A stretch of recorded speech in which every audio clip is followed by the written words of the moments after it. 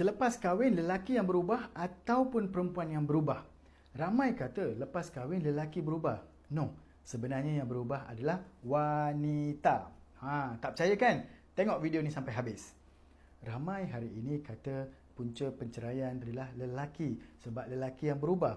Dan ramai yang tidak tahu yang berubah sebenarnya adalah wanita.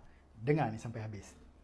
Kalau sebelum kahwin dulu, setiap wanita dia cuma fikir makan minum dia. Dia cuma fikir pakaian dia. Dia cuma fikir me time dia. Dia cuma fikir tentang diri dia.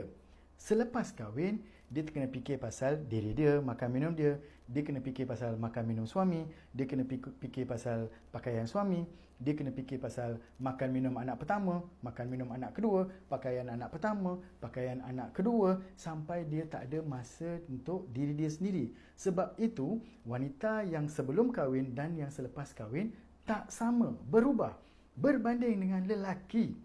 Sebelum kahwin, dia fikir pasal makan minum dia, tentang pakaian dia. Selepas kahwin, dia fikir tentang makan minum dia juga. Dia fikir tentang pakaian dia juga. Dan kadang-kadang isteri dia yang fikirkan makan minum dengan pakaian dia.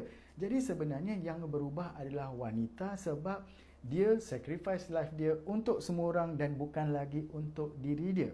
Jadi, jika anda sebagai lelaki gunakan alasan ini untuk mencari lain, anda salah.